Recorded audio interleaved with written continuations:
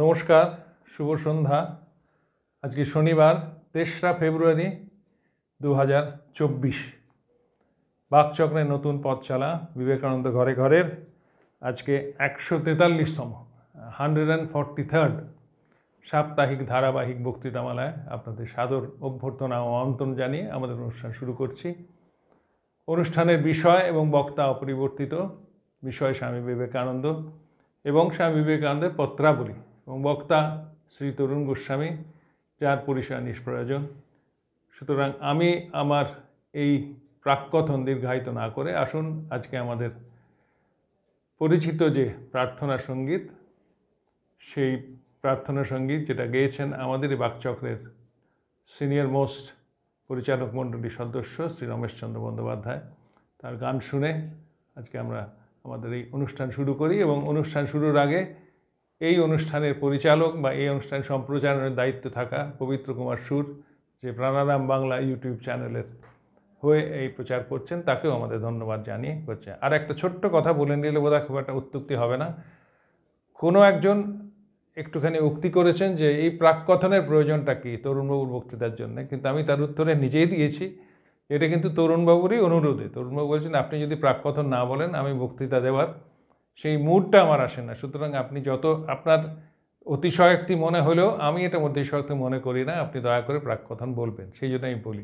সুতরাং আপনাদের পছন্দ না থাকলেও আমাদের কিছু করার নেই, আমাকে এটা বলতেই হয়, মার্জনা করবেন। এমনি ঠাট্টার ছলে বললাম, অন্য কিছু মনে করবেন না। আশা করি আপনারা ভালো থাকবেন, ভালো আছেন এবং ভালো থাকবেন।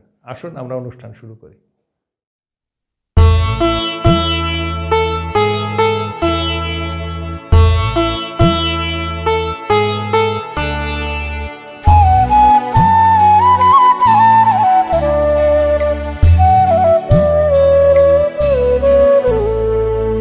তোমারে করিয়াছি জীবনের ধ্রুবতারা, এ সমুদ্রে আরো কবু হব না গো পথহারা। তোমারে করিয়াছি জীবনের ধ্রুবতারা।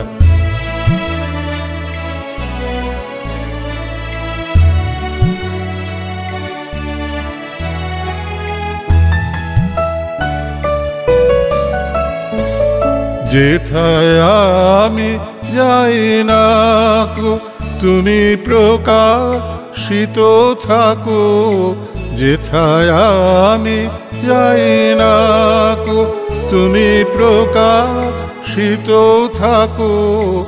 অকুল নয়ন জলে ঢালো গো কিরণ ধারা।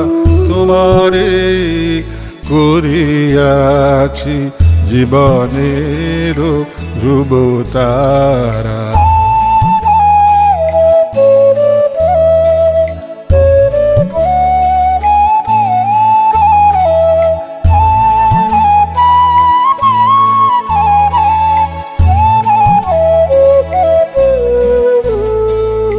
তব মুখ সদা মনে জাগিতেছে সঙ্গপানে, তিলেক অন্তর হলে নাহিরি কুল কিনারা। তব মুখ সদা মনে জাগিতেছে সঙ্গপানে, তিলেক অন্তর হলে নাহেরি কুল কিনারা। কখনো বিপথে যদি ভ্রমিতে চায় হৃদি, কখনো বিপথে যদি ভ্রমিতে চায় হৃদি, অমনীয় মুখ হেরি শরমে যে হয় সারা। তোমারে করিয়াছি জীবনের ধ্রুবতারা, এ সমুদ্রে আরো কভু হব না গো পথহারা। তোমারে করিয়াছি জীবনের ধ্রুবতারা।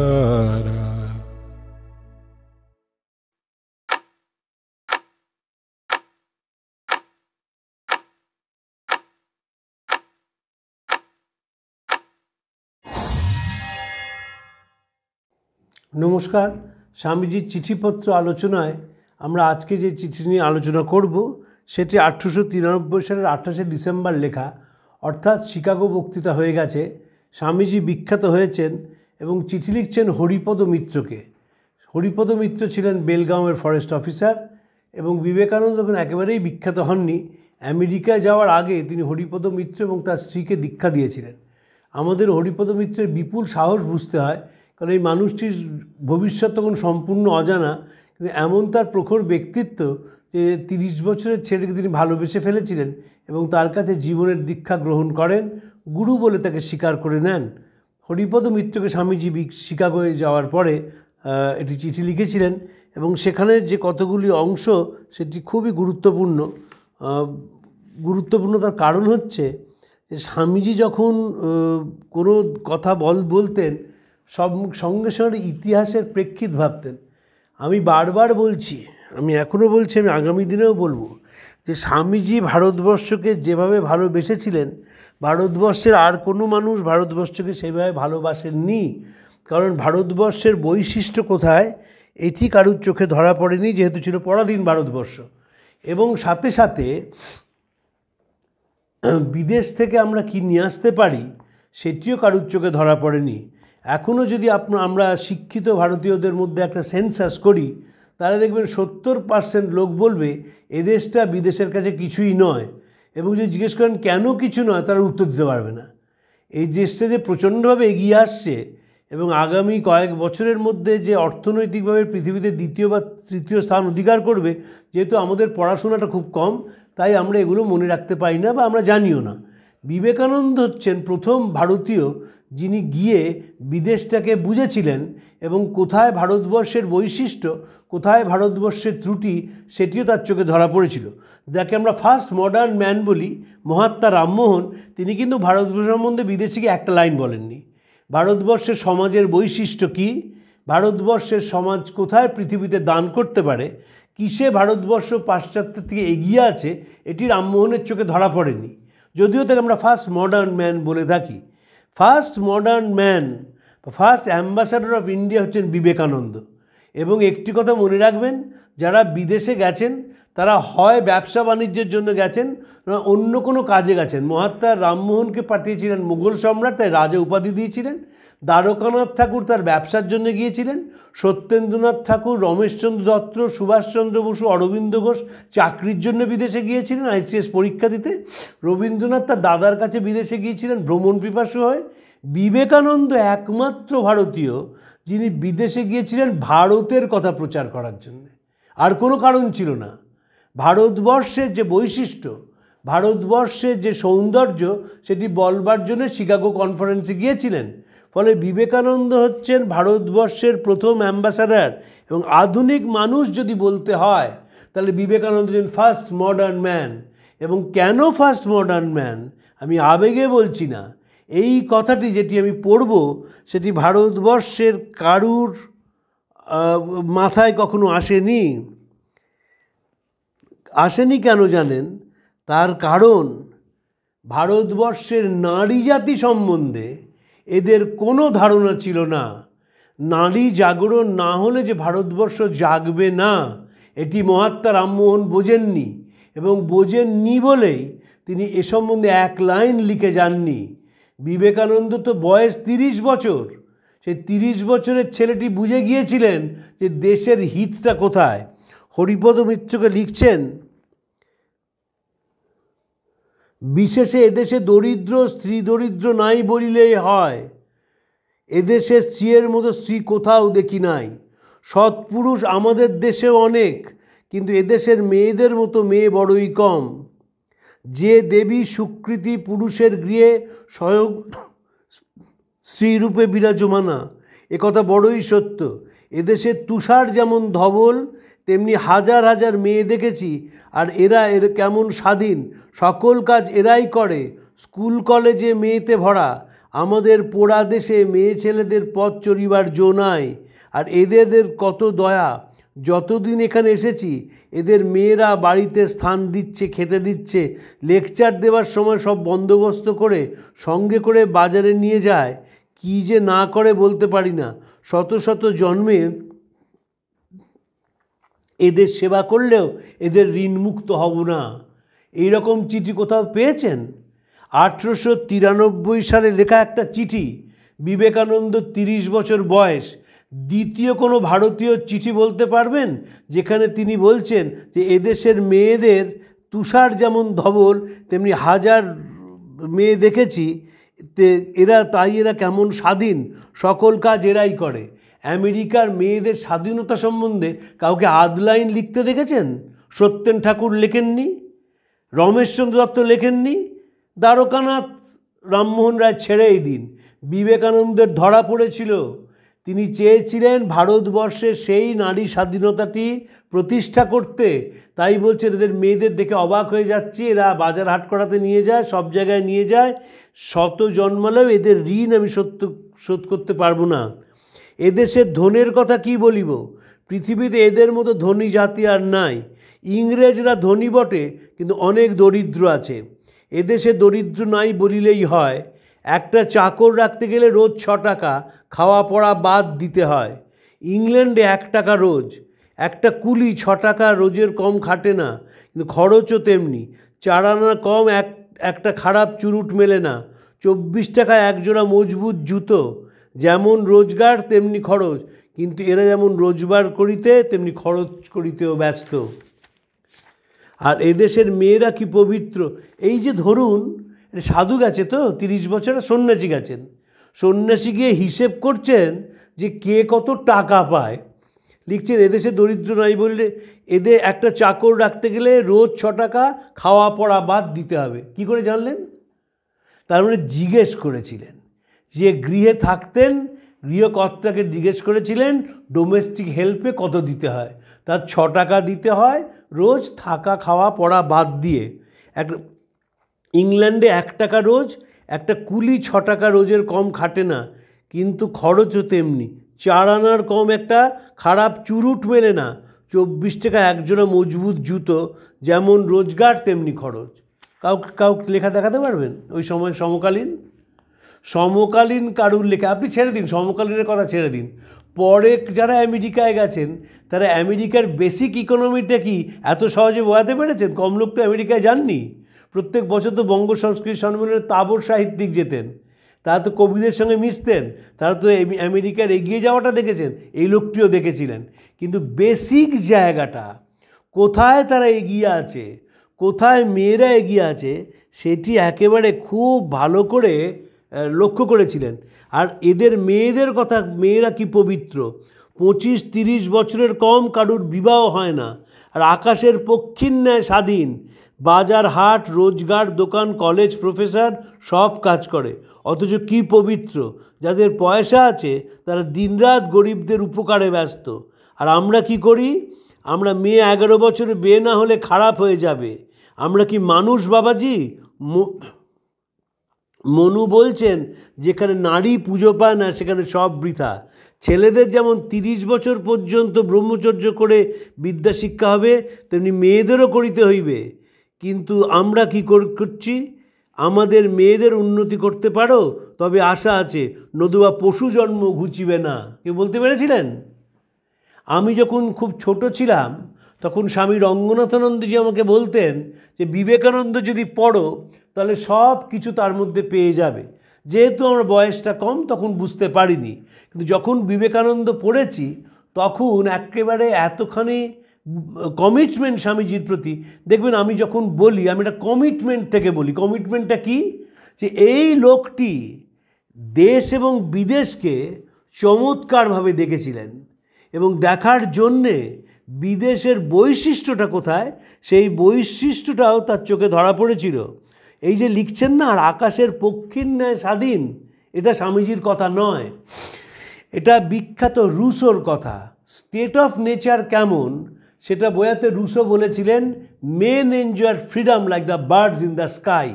স্বামীজি যে history of the origin of the state পড়েছিলেন সেটা বোঝা যায় তিনি এই শব্দটি ব্যবহার করেছেন বলে।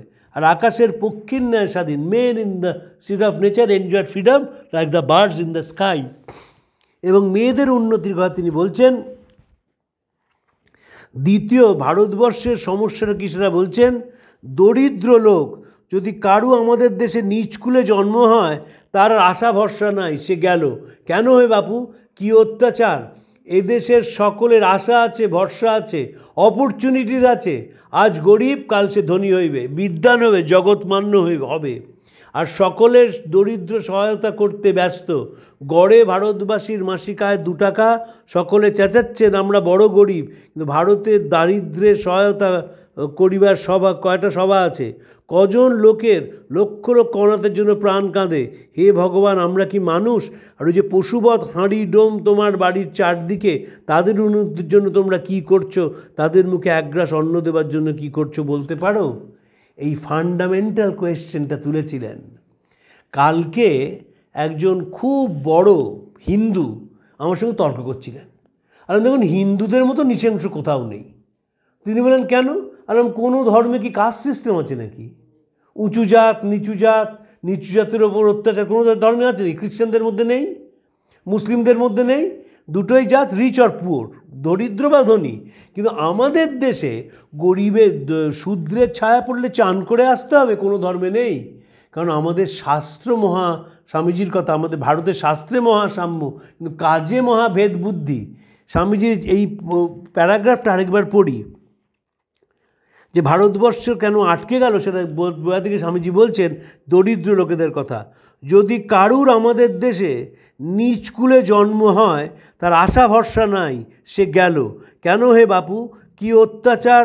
এদেশের সকলের আশা আছে, ভরসা আছে, অপরচুনিটিস আছে। আজ গরিব, কাল সে ধনী হবে, বিদ্বান হবে, জগৎমান্য হবে। আর সকলের দরিদ্রের সহায়তা করতে ব্যস্ত।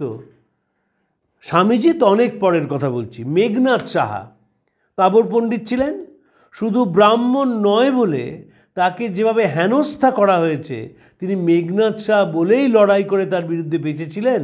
সুরেন্দ্রনাথ দাশগুপ্ত অত পণ্ডিত, তাকে টোলে ঢুকতে দেওয়া হতো না যেহেতু অব্রাহ্মণ বলে, তিনি ঘরের বাইরে বসে পড়তেন। এবং আমি দৃঢ়তার সঙ্গে বলছি, হিন্দু ধর্মের এই ডিবচারি আর কোনো ধর্মে নেই। দরিদ্রদের প্রতি এমন সীমাহীন অত্যাচার, যারা নিচু জাত তাদের প্রতি অত্যাচার, যারা নিচু, এখনও তো চলছে। স্বাধীনতার 75 বছর পরে সারা ভারতবর্ষের কাগজ পড়ুন, দেখবেন একটা ছেলে, সে নিচ কুলে জন্মেছে, অন্য অন্তজ হয়ে জন্মেছে, জল নিতে গেছে, তাকে কুয়োয় ফেলে মেরে দিয়েছে। এ তো কয়েকদিন আগেকার ঘটনা। তাই স্বামীজি বলছেন, আর সকলে গড়ে ভারতবাসীর মাসিক আয় 2 টাকা, সকলে চেঁচাচ্ছেন আমরা বড় গরিব। কিন্তু ভারতের দরিদ্রের সহায়তা করবার জন্য কটা সভা আছে? কজন লোকে লক্ষ লক্ষ অনাথের জন্য প্রাণ কেঁদেছে। হে ভগবান, আমরা কি মানুষ? ওই যে পশুবৎ হাঁড়ি ডোম তোমার বাড়ির চারদিকে ঘুরে বেড়ায়, তাদের উন্নতির জন্য তোমরা কি করেছো?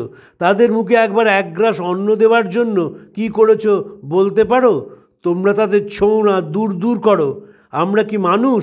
ওই যে তোমাদের হাজার হাজার সাধু ব্রাহ্মণ ফিরছেন, তার ওই অধঃপতিত দরিদ্র পদদলিত গরিবদের জন্য কি করেছেন? খালি বলেছেন ছুঁয়ো না আমায়, ছুঁয়ো না। এখন সনাতন ধর্মকে কি করে ফেলেছে? এখন ধর্ম কোথায়? খালি ছুঁত মার্গো, ছুঁয়ো না আমায়, ছুঁয়ো না। 1893 সালে লেখা। এই যে ছুঁয়ো না, এই যে লোকাচার ভারতবর্ষকে শেষ করে দিল, সেটি এত দৃঢ়তার সঙ্গে আর কেউ বলেননি। এবং সেখানেই বিবেকানন্দের ব্যতিক্রম। বিবেকানন্দের যে গুরু ছিলেন, তিনি এই সাধারণ মানুষকে চিনিয়ে দিয়েছিলেন। আমাদের যে শিক্ষা ব্যবস্থা, সেই শিক্ষা ব্যবস্থায় সাধারণ মানুষের কোনো স্থান ছিল না। সাধারণ মানুষের উন্নতির জন্য কোনো ব্যবস্থা করা হয়নি। যারা উচ্চ বংশের, যাদের অর্থ আছে, যাদের সামর্থ্য আছে, তাদের জন্যই শিক্ষা ব্যবস্থাটা তৈরি করেছিলেন ইংরেজরা। এবং এই ডিভিশন তৈরি হয়েছিল among the rich and the poor, among the haves and the have nots. এবং সেইখানে বিবেকানন্দ সাধারণ মানুষের জন্য কাঁদছেন, নারী স্বাধীনতার কথা বলছেন। ভারতবর্ষের জাগরণের কথা বলছেন, এবং সেই যে সাধারণ ভারতবর্ষের যারা দরিদ্র হয়ে জন্মায়, যারা নিচু জাত হয়ে জন্মায়, তাদের মধ্যে কেউ বলল না তোমাদের পসিবিলিটি আছে। আমার খুব গর্ব হয় যে আমাদের কলকাতার একটি ছেলে আর্টিফিশিয়াল ইন্টেলিজেন্সকে অন্যভাবে কাজে লাগানোর চেষ্টা করছেন। ভারতবর্ষে যে ট্যালেন্ট পুল রয়েছে, আনট্যাপড ট্যালেন্ট পুল, সেই পুলটাকে এআই এর মাধ্যমে ডিটেক্ট করে তাদের উন্নতির চেষ্টা করবেন। এবং সত্যিই যদি সেটা জেগে ওঠে কোনো দিন, ভারতবর্ষ দেখবেন পৃথিবীর সর্বশ্রেষ্ঠ দেশ হবে। কারণ ভারতবর্ষের মতো মেধা আর কোথাও নেই। যে ছেলেটা সকালবেলায় উনুন জ্বালিয়ে হাইওয়ের পাশে চা তৈরি করে, তার সঙ্গে যদি কথা বলেন দেখবেন তার একটা গভীর জীবনবোধ আছে।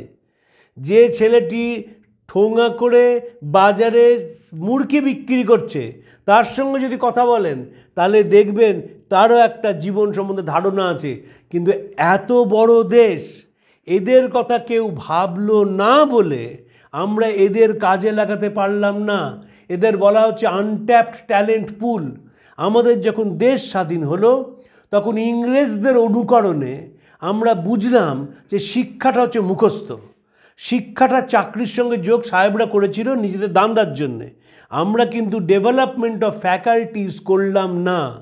এবং আমার সীমাহীন আপত্তি, যারা বিবেকানন্দের কথা মুখে বলেছেন, মহাত্মা গান্ধী এসে বেলুড় মঠে বলেছিলেন এত শান্তির জায়গা কোথাও নেই, পণ্ডিত নেহরু বিবেকানন্দ নানা কথা বলেছেন, কিন্তু ডেভেলপমেন্ট অফ ফ্যাকাল্টিসটা কেউ করেননি। কারণ ডেভেলপমেন্ট অফ ফ্যাকাল্টিস করলে নিজেদের গদিগুলো টলে যেত। বিবেকানন্দ অসাধারণ কথা বলেছিলেন, the purpose of education is development of faculties. তার মানে সচিন তেন্ডুলকারকে MA PRS PhD হতে হবে না, সে ক্রিকেটটা জানবে। আর সংসার চালানোর জন্যে বেসিক এডুকেশানটা দেওয়া হবে 10 ক্লাস অবধি, 8 ক্লাস অবধি। তারপর যাদের যা বৈশিষ্ট্য সেইটাকে তারা একেবারে তুলে মেলে ধরবে। আমি একটি অসাধারণ ঘটনা বলে শেষ করি। বিধানচন্দ্র রায় তখন চিফ মিনিস্টার ছিলেন। চিফ সেক্রেটারি যিনি ছিলেন তিনি একটা নিয়ম করে ফেললেন যে যদি MA পাস না করা হয় তাহলে কেউ গানের মাস্টারমশাই হতে পারবে না সরকারি বিশ্ববিদ্যালয়। তো একদিন বিধানচন্দ্র রায় সকালবেলায় পঙ্কজ মল্লিককে ডেকে পাঠালেন রাইটার্স বিল্ডিংসে, চিফ সেক্রেটারিকেও ডাকলেন। ডেকে পঙ্কজ মল্লিককে বললেন, পঙ্কজ একটু আশা বড়ি রাগটা শোনা হতো। ডক্টর রায় সম্বন্ধে লোকের খুব ধারণা, মনে করেন যে ডক্টর রায় পড়াশোনা কিছুই করতেন না ডাক্তারির বাইরে, তিনি অসম্ভব তার গানের প্রতিভা ছিল, তিনি গান শুনতে ভীষণ ভালোবাসতেন এবং নাটক দেখতে যেতেন নিয়মিত স্টার থিয়েটারে। তো পঙ্কজ মল্লিক আশাবরী রাজের গান গেয়েছেন। এবার চিফ সেক্রেটারি ছিলেন সত্যেন রায়, তাকে বললেন, সত্যেন তুমি একটা গান শোনাও তো, একটা বিলাবল রাগে একটা গান শোনাও। বললেন, স্যার আমার তো গান, আপনি জানেন আমি গান গাইতে পারি না। বললেন, যখন গান গাইতে পারো না তখন এই অর্ডারটা তুমি দিলে কেন? সবাই কি ডাক্তার ইঞ্জিনিয়ার হলেই শ্রেষ্ঠ নাকি? পঙ্কজের মতো গান তুমি গাইতে পারবে না, যেমন পঙ্কজ তোমার মতো রাজ্যরা চালাতে পারবে না। এই হচ্ছে development of faculties. Western world প্রথম থেকে এই ফ্যাকাল্টির ডেভেলপমেন্টটাকে অ্যাকসেপ্ট করেছে, যে কারণে শ্রমের মূল্য দিয়েছে তারা। যিনি সাধারণ বাড়ি বাড়ি এসে ঘরদোর পরিষ্কার করে দেন, তিনিও মোটর গাড়ি করে আসেন। তার কারণ হচ্ছে সমাজ তার শ্রমকে সম্মান দেয়। আর আমাদের সমাজ শুধুমাত্র কয়েকটি তথাকথিত শিক্ষিত মানুষকে সম্মান দেয়, যার সঙ্গে জীবনের কোনো যোগ নেই। স্বামীজি বলছেন, আমি এদেশ এসেছি দেশ দেখতে নয়, তামাশা দেখতে নয়, নাম করতে নয়, এই দরিদ্রর জন্য উপায় দেখতে। সে উপায় কি পরে জানতে পারবে যদি ভগবান সহায় হন। একটা 30 বছরের ছেলে লিখছে কিন্তু, যে আমেরিকায় গেছি, ভারতবর্ষে দরিদ্রদের জন্য কাজ করছে। আর আমেরিকা থেকে জিজ্ঞেস করুন যে ভাই ভারতবর্ষের যে মানুষ হা করে কাঁদছে তাদের জন্য কী করে। না, বছরে আমরা একটা কর্পোরেট সোশ্যাল রেসপন্সিবিলিটি টাকা দিই, চোখের জল ফেলি না, ওটা আইনভাবে দিই, আইনি মতে দিই। বিবেকানন্দ বলছেন এদেশ থেকে টাকা উপায় করব, উপায় ব্যবস্থা করে সেটা দেশের দরিদ্রদের জন্য খরচ করব। যখন স্বামীজি বিখ্যাত হননি তখন বোস্টনের একটি নিউজ পেপার স্বামী সম্বন্ধে লিখেছি, জিজ্ঞেস করেছিল স্বামীজিকে, সেই রিপোর্টার জিজ্ঞেস করেছিলেন কেন এসছেন। এদেশ থেকে উপার্জন করে যাতে দরিদ্রদের জন্য ভারতবর্ষে খরচ করতে পারি। তিনি সেটা লিখেছিলেন পরের দিন খবরের কাগজে। তিনি নামটা ঠিক লিখতে পারেননি, তিনি বিবেকানন্দের জায়গায় ভিরুকানন্দ লিখেছিলেন। কিন্তু তার যে অসাধারণ একটি প্রচেষ্টা যে পাশ্চাত্য উপার্জন করে ভারতবর্ষের মানুষের উন্নতি করবে, যারা দরিদ্র মানুষ, সেটি সম্বন্ধে পরিষ্কার তিনি বলতে পেরেছিলেন। শ্রীরামকৃষ্ণের বৈশিষ্ট্য হচ্ছে যে তিনি দরিদ্র মানুষকে চিনিয়ে দিয়েছিলেন। সুভাষচন্দ্র বসু তার পিতৃদেব জানকীনাথের খুব অত্যন্ত সম্মান করতেন তাকে। তিনি বলছেন, এক জায়গায় লিখছেন, আমাদের বাড়ির একটা কুপ্রথা ছিল, যারা গরিব নেমন্তন্ন করত তাদের বাড়িতে নেমন্তন্ন না রক্ষা করাটাই বসু পরিবারের চরিত্র ছিল। আমি ঠিক করলাম এই কুপ্রথাকে ভেঙে যখন কোনো দরিদ্র নেমন্তন্ন করত, আমি তার বাড়িতে অবশ্যই দরিদ্র বাড়িতে নিমন্ত্রণ রক্ষা করতে যেতাম। বালক সুভাষচন্দ্র লিখছেন, ছাত্র সুভাষচন্দ্র লিখছেন, পরে তিনি দেশনায়ক হতে পেরেছিলেন। যে ভেতরে আগুনটাকে বহন করে বেড়ায়, সহানুভূতি, শ্রদ্ধা, ভালোবাসার আগুন, সে সারা জীবন সে আগুনটাকে বহন করে বেড়ায়। বিবেকানন্দ সে আগুনটিকে বহন করে বেরিয়েছিলেন। কলকাতার ইংরেজি জানা ছেলে, যারা গড্ডালিকা প্রবাহে গা ভাসায়, শ্রীরামকৃষ্ণের ভাষায় কলকাতার মতো তমগুণী জায়গায় এ সত্যগুণী ছেলে কি করে থাকে, সেই সত্যগুণী ছেলেটাকে তিনি মানুষের সঙ্গে যুক্ত করে দিয়েছিলেন। তাই বিবেকানন্দ বিদেশে যাওয়ার আগে এমন চিঠি লিখছেন যে ভারতবর্ষ সহস্র যুবককে বলি দিতে প্রস্তুত, যারা দরিদ্রদের প্রতি সহানুভূতি সম্পন্ন হবে, যাদের অসহায় মুখে অন্নদান করবে, যাদের মধ্যে শিক্ষার বিস্তার ঘটাবে, আর আমাদের পূর্বপুরুষের অত্যাচারের ফলে যারা পশু পদবিতে উপনীত হয়েছে তাদের উন্নতির অসীম চেষ্টা করবে। সেই বিবেকানন্দই চিঠি লিখছেন হরিপদ মিত্রকে যে সাধারণ মানুষের কথা কে ভাবে। সাধারণ মানুষ জঞ্জাল হয়ে জন্মায়। স্বামীজির ভাষায় তারা জানে আমি জন্মেছি দাস হয়ে, মারা গেছি দাস হয়ে, আমার সঙ্গে নিয়ত সাধারণ মানুষের যোগ আছে। এখনও জিজ্ঞেস করবেন, এখনও অবস্থা একটু পাল্টেছে অবশ্যই দিন বদলের সঙ্গে সঙ্গে, জিজ্ঞেস করবেন যে জীবনের অ্যাসপিরেশানটা কী? কোনো অ্যাসপিরেশান নেই। কেন নেই? কারণ সমাজ স্বপ্ন দেখাতে শেখায়নি। সমাজ তেলা মাথায় তেল ঢেলেছে। সমাজ তথাকথিত শিক্ষিত মানুষকে কিছু সুযোগ সুবিধে দিয়ে জমিন আসমানের ফারাক ঘটিয়ে দিয়েছে। তাই যে লোকটা রাস্তার পাশে সিঙ্গাড়া, জিলিপি বা ডেভিল বিক্রি করে, যে মানুষটি বিল্ডিং প্রমোশন করেন, যে মানুষটি ব্যবসা বাণিজ্য করেন, তারা আমাদের দেশে বড় মানুষ নয়। বড় মানুষ হচ্ছেন যিনি কলেজের উপাচার্য, বিশ্ববিদ্যালয়ের উপাচার্য, কলেজের মাস্টারমশাই, স্কুলের মাস্টারমশাই বা হেডমাস্টারমশাই। প্রচুর গল্প শুনবেন হেডমাস্টারমশাইয়ের, কিন্তু রিক্সাওয়ালার গল্প শুনবেন না, কারণ পরিবার রিক্সাওয়ালার সঙ্গে মিশতে শেখায়নি, তাই শুনবেন না। স্বামীজি সেইটাকে ভাঙতে এসেছিলেন, তাই বলছেন দরিদ্রদের মধ্যে থেকে নতুন ভারতবর্ষ বেরিয়ে আসবে। নতুন ভারত বেরুক চাষার কুটির থেকে, বোনাওয়ালা নুনের পাশ থেকে, জোর জঙ্গল পাহাড় পর্বত থেকে। এবং স্বামীজির যেটা বৈশিষ্ট্য, সেই বৈশিষ্ট্যটি হচ্ছে কোনো জায়গায় এই সুরটা কেটে যায়নি। যখন সাধারণ মানুষের কথা বলছেন, প্রত্যেকটা চিঠি দেখবেন এই সাধারণ মানুষের জাগরণের কথা বলছেন। তিনি অন্তর থেকে বিশ্বাস করতেন। যখন তিনি বিলেত থেকে ফিরে এসছেন প্রথমবার, আমার সমন্বিতি বক্তৃতা দিচ্ছেন মাদ্রাজের ভিক্টোরিয়া হলে, সেখানেও বলছেন আমি 4টে দানে বিশ্বাস করি। প্রথমে ধর্মদান মানে আধ্যাত্মিক শিক্ষা, তারপর শিক্ষাদান, তারপর প্রাণদান, তারপর অন্নদান। একেবারে ক্যাটাগরিক্যালি আমরা বাকচক্রে দীর্ঘ আলোচনা করেছি lectures from Colombo to Almora নিয়ে। সেই লেকচার্স ফ্রম কলম্বো টু আলমোড়ায় যদি সেই পুরনো এডিশনটা আপনারা শোনেন, যেখানে আমি আমার সমন্বিতি নিয়ে আলোচনা করেছি স্বামীজির, দেখবেন সেখানে আমরা দীর্ঘভাবে বলেছি এই যে মানুষের জন্য কেন sympathy, empathy for the helpless and downtrodden, এটাই তো ভারতবর্ষের মূল কথা। আজকে যে ভদ্রলোক প্রচুর টাকা উপার্জন করে হুশ করে BMW চলে গেলেন, তিনি নিশ্চয়ই স্বীয় ক্ষমতায় উপার্জন করেছেন, তিনিই শ্রেষ্ঠ।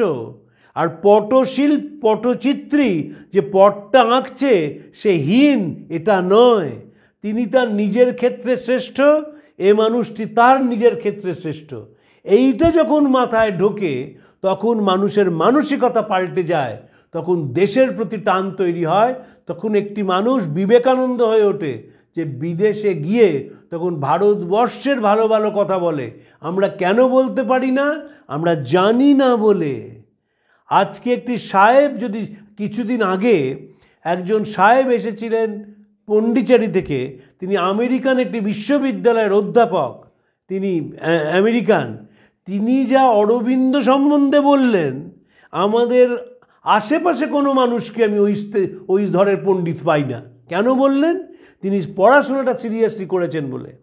আজকে যদি একটি বিদেশে ছেলে বা মেয়ে যায়, যেহেতু আমাদের বেসিক এডুকেশান নেই, তাকে যদি কেউ জিজ্ঞেস করে, আচ্ছা বলো তো তোমার দেশের কী কী ফিলোসফি আছে, কলম চিবি আঁক হয়ে যাবে যদি ফিলোসফির ছাত্র না হয় বা ছাত্রী না হয়। কেন? আমাদের এডুকেশান সিস্টেমটা ভুল বলে। ক্লাস 10 অবধি সব কিছু একটু একটু পড়াও, তারপর যে যার ফ্যাকাল্টি অনুযায়ী তা ঠিক করে নিক। উদয়শঙ্কর যদি ডক্টরেট হতেন তাহলে ওই নাচটা আসতো না। রবিশঙ্কর যদি কোনো কলেজে পড়াতেন, ইতিহাস পড়াতেন, তাহলে সেতারটা আসতো না। তাই যে যে ক্ষেত্রে শ্রেষ্ঠ তাকে সম্মান জানানোটাই হচ্ছে আধুনিকতার লক্ষণ। এই আধুনিক মানুষ ছিলেন শ্রীরামকৃষ্ণ, তাই তিনি সেইটিকে তার সন্তানের মধ্যে, তার ছাত্রের মধ্যে, তার শিষ্যের মধ্যে ঢুকিয়েছিলেন। এবং বিবেকানন্দ যেখানেই গেছেন সেই ভারতবর্ষের কথা বলেছেন, জাগরণের কথা বলেছেন, এবং কি করে চেষ্টা করবেন এই ভারতবর্ষ জেগে ওঠে সেই ব্যবস্থায় তার গোটা প্রাণপাত করেছেন। মারা যাওয়ার কিছুদিন আগে বলেছিলেন যে যখন মানুষের দরিদ্রদের দুঃখ কষ্টের কথা শুনি তখন মনে হয় রেখে দে তোর ঘণ্টা নাড়া শাঁখ বাজানো। শুরু করেছিলেন সেই শিকাগোর পরে দরিদ্রদের দিয়ে, আর মারা যাওয়ার 7 দিন আগেও বলছেন যে দরিদ্রদের যখন কান্না শুনি তখন মনে এদের জন্য কিছু করি, রেখে দে তোর শাঁখ বাজানো ঘণ্টা নাড়া। আপনাদের নমস্কার জানিয়ে শেষ করছি। সব সময় মনে রাখবেন, আমি যেভাবে বিবেকানন্দ চর্চা করি, আমি যেভাবে বলি, সেইভাবে কেউ বলেন না। তার প্রধান কারণ হচ্ছে আমি বিশ্বাস করি বিবেকানন্দ দেশটাকে পাল্টাতে পারেন, অন্যরা সবাই বলেন কিন্তু বিশ্বাস করেন না। প্রাণারাম প্রাণারাম প্রাণারাম প্রাণারাম প্রাণারাম প্রাণারাম। কি যেন লুকানো নামে তাই মিষ্ট এত তব নাম প্রাণারাম প্রাণারাম।